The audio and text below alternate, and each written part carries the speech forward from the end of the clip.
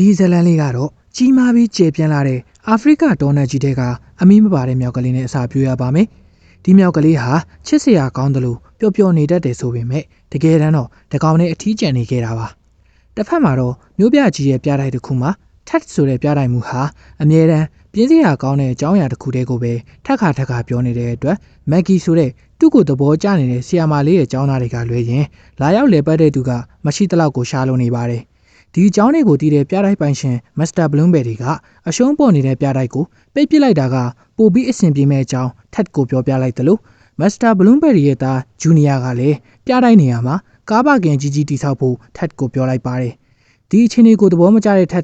ကပြတိုက်ထဲကိုပိုပြီးစိတ်ဝင်စားစရာကောင်းမဲ့အရာတစ်ခုသာယူလာနိုင်မယ်ဆိုရင်လိုက်ပတ်တဲ့သူတွေပြန်များလာပြီးပြတိုက်လေပိတ်စရာမလိုတော့မယ့်အကြောင်းနဲ့တက်လက်စားတဲ့မျက်စိရှိကပိုစတာထဲမှာမြင်လိုက်ရတဲ့ဇက်ကဝါဆိုတဲ့ရုပ်တုကြီးတာဆိုရင်ဒီလိုလုပ်ပေးနိုင်မယ့်အကြောင်းပြောပြလိုက်ပါတယ်။သူ့ရဲ့အကြံကိုသဘောကျသွားတဲ့ပြတိုက်ပိုင်ရှင်မစ္စတာဘလုံးဘယ်ရီကစူးစမ်းရှာဖွေသူပြီးဗီဒီယိုပေါ်ကလမ်းညွှန်စာအုပ်ကိုယူရင်းသူကိုယ်တိုင်ထွက်ပြီးဇက်ကဝါဆိုတဲ့ရုပ်တုကြီးကိုရှာဖို့ပြောနေပြီမယ်။အသက်အရွယ်ကလက်မခံနိုင်တော့တဲ့အတွက်ဒီအကြံကိုပေးမိတဲ့ထက်ကိုယ်တိုင်ကပဲဇက်ကဝါရုပ်တုကြီးကိုရှာဖွေရဖို့အကြောင်းဖန်လာခဲ့ပါတယ်။သူတို့နှစ်ယောက်ရဲ့အစီအစဉ်ကိုသဘောမကျတဲ့မစ္စတာဘလုံးဘယ်ရီရဲ့သားဂျူနီယာကပြတိုက်ကြီးပိတ်ပြီးကားပါကင်ဆောက်ရဖို့ရေးလမ်းညွှန်စာအုပ်ထဲကမြေပုံတစ်ပိုင်းကိုစုပ်ဖြဲလိုက်ပြီးမိဘုံနဲ့ပစ်ထည့်လိုက်ပါတော့တယ်။ထက်တစ်ယောက်တော်တယ်သွားဖို့အဝယ်စားတွေသွားဝယ်တဲ့အခါမှာတော့ရောင်းတဲ့ဆိုင်က limited edition ဆိုပြီးအဝါရောင်တော်တင်ဝတ်စုံကြီးကိုဂျင်းထည့်လွတ်လိုက်တဲ့အတွက်အပေါင်းအသင်းနေကြတဲ့အလောင်းခံလိုက်ရပါသေးတယ်။ဒီလိုနဲ့ထက်တစ်ယောက်အာဖရိကကိုရောက်လို့လာခဲ့ပါတယ်။တောထဲမှာအဝါရောင်ဝတ်စုံအဝါရောင်အုတ်ထုတ်ကြီးဆောင်းပြီးရှောက်သွားနေတဲ့ထက်ကိုမြောက်ကလေးတစ်ကောင်ကသဘောကျသွားခဲ့ပါတယ်။ပထမဦးဆုံးအချိန်ရှာဖွေရေးခရီးထွက်ရတဲ့ထက်တစ်ယောက်ကတော့အလွဲတွေကြီးလုံးပြီးလို့နေပါတယ်။နေ့လယ်ရောက်လို့အစားစားနေတဲ့အချိန်မှာပဲထက်ရဲ့အုတ်ထုတ်ကိုသဘောကျနေတဲ့မြောက်ကလေးကလှမ်းယူလိုက်တဲ့အတွက်နေပူပြီးတင်းတိတ်ထမှကြောက်နေတဲ့ထက်ကအုတ်ထုတ်လေးကိုပြန်တောင်းလိုက်ပါတယ်။ဒီလိုနဲ့ထက်နဲ့မြောက်ကလေးတို့ဟာအုတ်ထုတ်လူရာကနေတဆင်ယဉ်နီသွားကြပါတယ်။ခကြီးကလည်းဆက်ဆရာရှိသေးတဲ့အတွက်ထက်တို့လည်းအချိန်ဖြုံးမနေတော့ပဲဇေကဝါရုပ်တုကြီးကိုရှာဖို့လုပ်ရပြန်ပါတယ်။ဂျူနီယာလက်ချက်ကြောင့်ပဲတဝက်ပဲပါတဲ့မြေပုံကနေတဆင်ထက်တယောက်ဇကဲဝါရုပ်ထုကိုတွေးခဲ့ပေမဲ့သူထင်ထားသလိုအကြီးကြီးမဟုတ်ပဲ3လက်မလောက်ပဲရှိတာကိုမြင်လိုက်ရပါတယ်။အားမရတဲ့ထက်လည်းရှောက်ကြည့်နေရင်မျက်လုံးကိုအလင်းပတ်လှည့်ပြီးကွယ်ရာကမြင်ကွင်းကိုကြည့်ပါဆိုပြီးရေးထားတဲ့စာကိုမြင်လိုက်ရတဲ့အတွက်ဒါကလျှို့ဝှက်ချက်ပဲဆိုပြီးနေကိုတက်တဲ့ကြီးစားကြည့်လိုက်ပေမဲ့မျက်စိချိန်နာပဲဖတ်တင်သွားခဲ့ရပါတယ်။အဲဒီနောက်စိတ်ပြက်လက်ပြက်နဲ့ငိုင်းနေတော့မှပဲမစ္စတာဘလုံးဘယ်ရီစီကဖုန်းဝင်လာတဲ့အတွက်ထက်လည်းအကျိုးအကြောင်းပြောပြလိုက်ပြီးဇေကဝါရုပ်တုရဲ့ပုံကိုရိုက်ပြီးပို့လိုက်ပါတယ်။ဒါပေမဲ့ကင်မရာရှုထောင့်မတူတဲ့အတွက်ထက်ရိုက်ပို့လိုက်တဲ့ပုံကိုမစ္စတာဘလုံးဘယ်ရီကအကြီးကြီးလို့ထင်သွားခဲ့ပြီးဝမ်းသာလို့နေပါတော့တယ်။အဲဒီနောက်မှာတော့စိတ်ပြက်နေတဲ့ထက်လည်း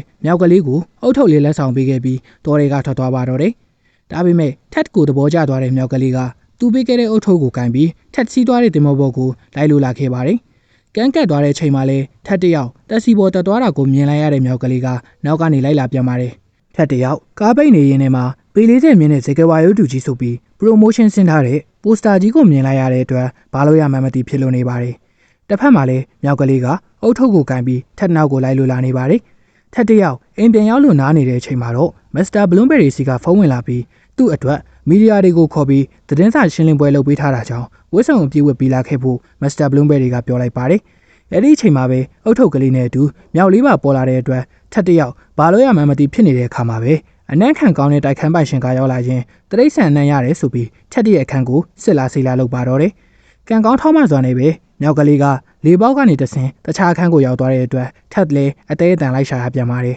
။လေပေါက်ကနေတဆင်လျှောက်သွားရင်ဆေးဘူးတွေကိုမြင်လိုက်ရတဲ့မြောက်ကလေးကချက်ချင်းပဲအောက်ဆင်းသွားပြီးသူ့ရဲ့ပကြီးလက်ရာတွေကိုပြသပါတော့တယ်။ဒါကိုမြင်သွားတဲ့ထက်ကမြောက်ကလေးကိုခေါ်ပြီးထွက်သွားဖို့လှုပ်လိုက်ပြီးမြဲတိုက်ခန်းပိုင်ရှင်ကရောက်လာတဲ့အတွက်နှစ်ယောက်သားအရေးပေါ်လေကားကနေဆင်းပြေးလိုက်ကြရပြီးထက်ကိုလည်းမောင်းထုတ်လိုက်ပြီးဖြစ်ကြောင်းတိုက်ခန်းပိုင်ရှင်ကပြောလိုက်ပါတယ်။အဲဒီနောက်မှာတော့ထက်လည်းမြောက်ကလေးကိုခေါ်ပြီးပြတိုက်စီကိုသွားလိုက်ပါတော့တယ်။ဒါပေမဲ့သူရှာတွေ့ခဲ့တဲ့ဇေကဝါရုပ်ကအကြီးကြီးမဟုတ်ပဲ3လက်မလောက်ပဲရှိတဲ့အတွက်မီဒီယာတွေကိုဘယ်လိုပြောရမလဲဆိုပြီးထက်တယောက်ညင်းနေတာကိုဂျူနီယာကကြားသွားခဲ့ပါတယ်။တစ်ဖက်မှာလည်းမစ္စတာဘလုံးဘယ်ရီကဇေကဝါရုပ်တုကြီးအတွက်ပြင်ဆင်ထားတာတွေကိုထက်ကိုပြလိုက်ပြီးမဲ့ထက်ကလည်းသူတွေ့ခဲ့တဲ့ဇေကဝါရုပ်တုကြီးက3လက်မသာရှိတဲ့အကြောင်းပြန်ပြီးပြောနေတဲ့အချိန်မှာပဲဂျူနီယာကမီဒီယာတွေကိုခေါ်ရင်းဝင်လာပြီးထက်ကိုအဆက်ခွဲဖို့လုပ်ပါတော့တယ်။ထက်ရဲ့အတန်ကိုကြားနေရတဲ့မြောက်ကလေးကလည်းအပြင်ကိုထွက်လာပြီးထက်ကိုမြင်ရလောက်မယ်အထင်နဲ့ဒိုင်နိုဆောအယိုးစုကြီးပေါ်ကိုတက်သွားရကတဆင်ရုပ်တုကြီးကပြုတ်ကျသွားခဲ့ပြီးတစားစီဖြစ်သွားခဲ့တဲ့အတွက် သူ့ရဲ့မြောက်ကလေးနဲ့ထက်ကိုဂျူနီယာကမောင်းထုတ်လိုက်ပါတယ်ဒီလိုနဲ့ပဲအိမ်မရှိတော့တဲ့ထက်နဲ့မြောက်ကလေးတို့ဟာပန်းချန်တွေကအပင်ကြီးတစ်ပင်အောက်မှာပဲအေးလိုက်ရပါတော့တယ်မနက်မိုးလင်းတဲ့အချိန်မှာတော့မြောက်ကလေးကမရှိတော့တဲ့အတွက်ထက်တယောက်လည်းလိုက်ရှာရင်းကနေတဆင့်မက်ဂီတို့နဲ့ဆုံမိသွားပြီးမြောက်ကလေးကိုလည်းပြန်တွေ့သွားခဲ့ပါတယ်ချက်စရာကောင်းတဲ့မြောက်ကလေးရဲ့နာမည်ကိုကလေးတွေကမေးတဲ့အခါဘာပြန်ပြောရမှန်းမသိတဲ့ထက်ကသူအမြဲပြောနေကြပြင်းစရာကောင်းတဲ့ပုံမြင်တွေက George ဆိုတဲ့နာမည်ကိုပြောလိုက်ပါတယ်ဒီလိုနဲ့မြောက်ကလေးမှနာမည်ရသွားပါတယ်ဘာတစ်ခုမှအဆင်မပြေတဲ့အတွက်စိတ်ညစ်နေတဲ့ထက်ကိုမက်ဂီကအဆင်ပြေလားလို့မေးလိုက်ရင်နှစ်ယောက်သားပျော်စရာကောင်းတဲ့အခြေအနေလေးအစပြိုးနေတဲ့အချိန်မှာပဲမြောက်ကလေး George ကမိုးပေါ်ရောက်သွားပြီဆိုပြီးကလေးတစ်ယောက်ကလာပြောတဲ့အတွက်ထက်လည်း George နာကိုလာရပြန်ပါတယ်တွေ့သည်မြမိုးပန်းပူပေါင်းတွေအကုန်လိုက်ဆွဲရင်းနဲ့ပြုတ်ကျခါနေဖြစ်နေတဲ့ George ကိုထက်ကဖမ်းမိသွားခဲ့ပါတယ်မိုးပြန်ပူပေါင်းတွေခါမှချီပြီးနှကောင်သာလေးပေါ်မှာရှောက်သွားနေရင်ပြားတိုက်ကိုလမ်းမြင်လိုက်ရတဲ့အတွက်လူတိုင်းကစကဝါရုပ်တုကြီးကိုကြည့်ချင်နေကြတာကြောင့်ထက်တလည်းစကဝါရုပ်တုကြီးကိုကြီးအောင်လုပ်ဖို့အကြံရသွားခဲ့ပါတယ်ထက်တယောက်သူ့ရဲ့မိတ်ဆွေဖြစ်တဲ့သိပ္ပံပညာရှင် Clovis ကိုအကျိုးအကြောင်းပြောပြလိုက်ပြီးသူ့ရဲ့3လမ်းမှာပဲရှိတဲ့စကဝါရုပ်ကိုကြီးအောင်လုပ်ပေးဖို့အကူအညီတောင်းနေတဲ့အချိန်မှာပဲ George က projector တစ်ခုကိုယူလိုက်ရကနေတဆင့်ထက်လည်းအကြံတစ်ခုရသွားခဲ့ပြီး projector ကြီးကားပေါ်တင်ရင်ထွက်သွားပါတော့တယ်တစ်ဖက်မှာလည်းစကဝါရုပ်တုကြီးကိုကြည့်ချင်နေတဲ့ပရိသတ်တွေများနေတဲ့အတွက် Mr. Bloomberry တို့သားဖာတိုင်ပတ်နေတဲ့အခါမှာပဲထက်ကဖုန်းဆက်လာပြီးဖြည့်ရှင်းဖို့နီလန်တွေ့ပြီလို့ပြောလိုက်ပါတယ်ထက်က Mr. Bloomberry တို့နဲ့ဖုန်းပြောနေတဲ့အချိန်မှာပဲ George က projector ကြီးဖွင့်ကစားနေရကနေတဆင့်တမျိုးလုံးလဲလန်သွားကြပါတော့တယ်ထက်က Mr. Bloomberry ကိုအကျိုးအကြောင်းရှင်းပြလိုက်တဲ့အခါ Mr. Bloomberry ကလည်းထက်ရဲ့အကြံကိုသဘောကျသွားခဲ့ပြီး projector နဲ့လာလည်မဲ့သူတွေကိုကျင်းထည့်ဖို့လုပ်လိုက်ကြပေမဲ့တားအရင်ဖြစ်ပြီးအမြဲတမ်းထက်လောက်တောင်အလေးထားတာကိုမခံရတဲ့ဂျူနီယာက projector ကိုကော်ဖီနဲ့လောင်းလိုက်ပြီးကော်ဖီခွက်ကိုလည်း George ကိုပေးလိုက်ပါတယ်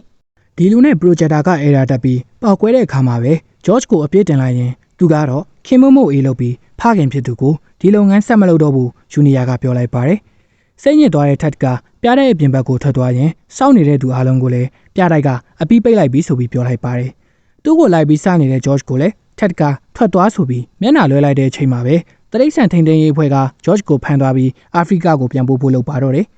ဒီလိုနဲ့ထက်တယောက်စိတ်ညစ်ညစ်နဲ့ရှောက်သွားနေရင်မျက်စိထဲမြင်သမျှက George ကိုပဲအမတ်ရစရာတွေကြီးဖြစ်နေတဲ့အတွက်သူ့အဖြစ်ကိုမကြည့်နိုင်တော့တဲ့ Maggie ကထက်နောက်ကိုလိုက်သွားဖို့ပြောလိုက်ပါတယ်ဒီလိုနဲ့ထက်လည်းကန်ကနေထွက်ခွာနေပြီဖြစ်တဲ့အာဖရိကတင်မောပေါ်ကိုဗင်ဒီဇယ်ရဲ့ကားမောင်းတဲ့ကွက်နဲ့နောက်ကနေအမိလိုက်ပါတော့တယ်တင်မောပေါ်ရောက်တဲ့အခါမှာတော့လောင်ရင်ထဲက George ကိုထုတ်ပေးလိုက်ရင်သူ့အတွက်အရေးကြီးတဲ့အရာကဇကဲဝါအယုံမဟုတ်ပဲ George တာဖြစ်ကြောင်းထက်ကပြောနေတော့မှာပဲလာရဲ့ရောင်ပြန်ဟမှုကနေတဆင်ဇကဲဝါရုပ်ကလေးမှာအရေးထင်လာတဲ့အတွက် George ကလှမ်းပြီးပြလိုက်တဲ့အခါမှာတော့ဒါကသာဇကဲဝါရုပ်တုကြီးရဲ့မြေပုံအစ်စ်ဖြစ်ကြောင်းထက်ကနားလဲသွားပြီးတင်ပေါ်ကြီးနဲ့အတူအာဖရိကကိုလိုက်သွားပါတော့တယ်ဒီလိုနဲ့ပဲထက်နဲ့ George တို့ဟာပျောက်ဆုံးနေတဲ့ဇကဲဝါရုပ်တုကြီးကိုရှာဖွေတွေ့ရှိခဲ့ကြပြီးပြတိုက်ကြီးကိုလည်းဆက်လက်ပြီးဖွင့်လိုက်နိုင်ကြပါတော့တယ်ပြတိုက်ဖွင့်လို့မိခွန်းစကားပြောတဲ့အခါမှာတော့ဘယ်အရာကိုပဲဖြစ်ဖြစ်လေးလာတဲ့အခါမှာကိုယ်တိုင်ကြုံတွေ့ရတာကမှပိုပြီးသင်ခန်းစာရတဲ့အတွက်အားလုံးကိုလည်းစွန့်စားကြည့်ကြဖို့ထက်ကပြောလိုက်ပါတယ်ဒီလိုနဲ့ထက်တူရဲ့ပြတိုက်ကြီးကလည်းဇကဝါရုပ်တုကြီးသားမက Clovis ရဲ့သိပ္ပံပစ္စည်းတွေအကူအညီနဲ့ပဲပိုပြီးစိတ်ဝင်စားကြကောင်းတဲ့ပြတိုက်ကြီးဖြစ်သွားခဲ့သလိုတိုက်ခန်းပိုင်ရှင်ကလည်း George ကိုခေါ်ပြီးတိုက်ခန်းမှာပြန်လာနေဖို့ထက်ကိုပြောလိုက်ပါတယ်တတလုံးဖခင်စီကအတိမတ်ပြူတာကိုမခံခဲ့ရတဲ့ဂျူနီယာကလည်းပြတိုက်ကိုလာတဲ့ကားတွေကိုပါကင်ထိုးပေးရကနေတဆင့် Mr. Bloomberry ရဲ့တော်ရဲဆိုပြီးအတိမတ်ပြူတာကိုခံလိုက်ရပါတယ်မီဒီယာတွေကထက်ကိုဘယ်လိုခကြီးတွေများဆက်ပြီးစွန့်စားအောင်မလဲလို့မေးလိုက်တဲ့အခါထက်ကမက်ဂီစီကိုပြေးသွားပြီးဘယ်ကူမှမသွားတော့ပဲရှေ့ရတဲ့သူနားမှာနေတော့မယ်လို့ပြောနေတော့ George ကအာကာသယာဉ်ပေါ်ရောက်နေတယ်ဆိုပြီးကလေးတစ်ယောက်ကလာပြောတယ်လို့ Clovis ကလည်းအာကာသယာဉ်ထဲကိုလောင်စာတွေထည့်ထားမိတဲ့အတွက်ထက်တယောက်ဝစ်စုံအပြည့်ကိုဝေလိုက်ရင် George နဲ့အတူပဲကဘာကိုတပတ်ပတ်ဖို့စီစဉ်လိုက်ပြီးဇလန်လေးလည်းပြီးဆုံးလို့သွားပါတော့တယ်